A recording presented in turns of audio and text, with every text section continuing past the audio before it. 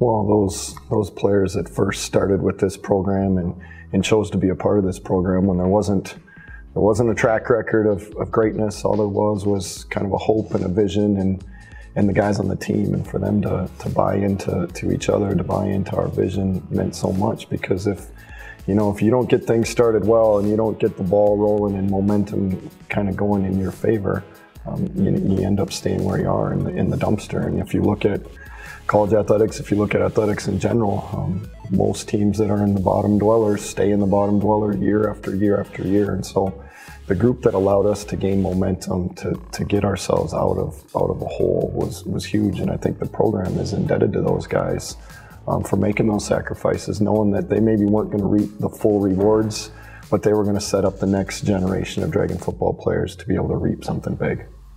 I knew Coach Laqua growing up. And he was obviously the same guy he is now, identically. But he does such a great job of casting visions.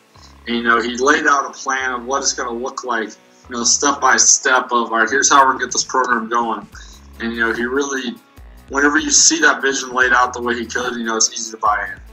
And so you buy in, you go in, the first couple of years are going to be rough. There's going to be some growing pains. A lot of the seniors when I was there, a lot of them were in the midst of transition from the cultures, and a lot of them were buying in, and it takes a special guy like Coach Laqua to lead that, and flip the way people have been doing stuff for however many years. Get back up to Moorhead 2 years after I graduated, and one of the coolest things was when I got back into town and was with the team for about a week or two, I saw the culture that Coach Laqua and the rest of his staff tried to build when I was there, the senior, and how that transformed in just 2 short years.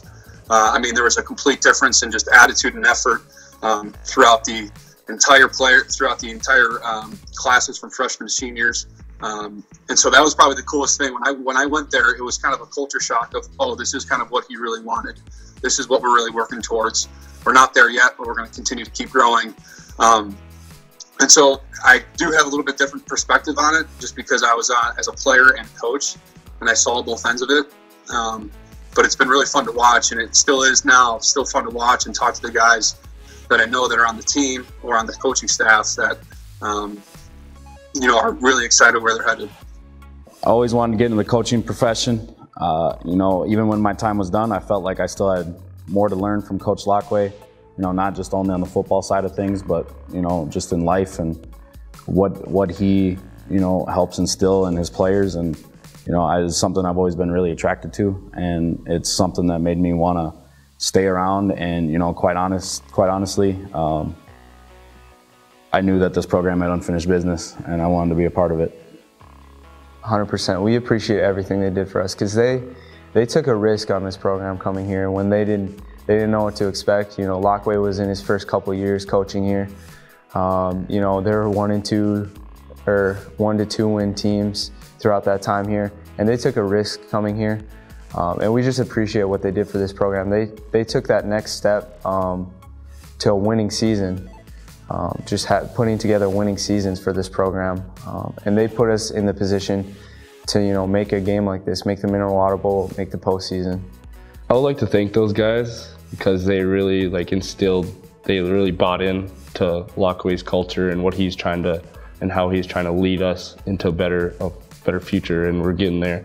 But those guys really started the culture change, and they really bought in, and so I just like to thank them for making MSUM the way it is now. It's kind of funny, every week, every Acts week of the year, it seems like our message group kind of blows up. And then obviously this year was a pretty exciting game, and we're all fired up. I got a chance to watch some of the game before my game, and so it's fun. We connect all the time, my teammates and I, and we're obviously glued in. And it's kind of something that you didn't realize as a player, that the alumni, there's a lot of people out there that have played or been a part of the Dragon football program that really do care about the success that they're having on the field. And then finally beat St. Cloud. Oh my goodness, I was watching that game and I was thrilled because we actually had a bye week. I was going crazy because that was the one hope we could never really get over that they finally got over this year. And a lot of pride. They've done a great job. They've done a great job of winning those close games.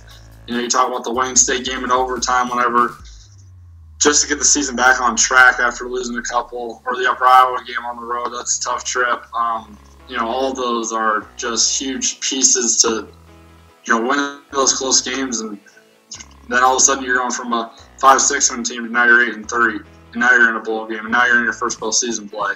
It's a great feeling. And what is this current group reaping?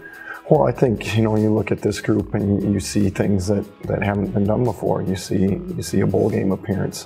You see games that for a long time in November have not maybe been relevant games. You've been playing for pride, but we're still playing with hope on the line for postseason play. And I think that's the next step for a program. And I think these guys were able to achieve that. And I think now they look into the future for the next wave and go, okay, it's time for bigger and better things. It's time for us to push this program to another height that it hasn't been to. And I think that's the exciting thing about the future of Dragon football. Now we're building on a team that is postseason ready. So years by, it was just, let's get a winning record, then let's win all of our rival trophies. And now it's, let's get to the postseason and let's do well. So this year we're going to the Mineral Water Bowl. And next year, even though I won't be a part of it, I'll be in the stands going for playoffs. So, yeah, I think our senior class was focused on taking that next step this year, whether it be, just making the postseason. We've had winning seasons here in Laqua Era, but we wanted to take that next step and make the postseason. And we did that, I think, for the program, and hopefully, the younger class can see that and continue to make the postseason, build on that, make the playoffs, and hopefully work towards, the national championship is, the end goal. Hopefully I'm leaving behind a character that resembles those who cares about others in the program, and even though I'll be gone, hopefully someone younger than me was able to pick up kind of how I treated others, and they're able to keep that with them. You can classify our senior class as successful by, just looking at, we made the postseason. That's the first time in Laqua Era that we made the postseason. But, we kind of look at it, how did we leave, the culture of the program when we left? Is it better now than when we got in here? And I think we left it in a better place than when we got here.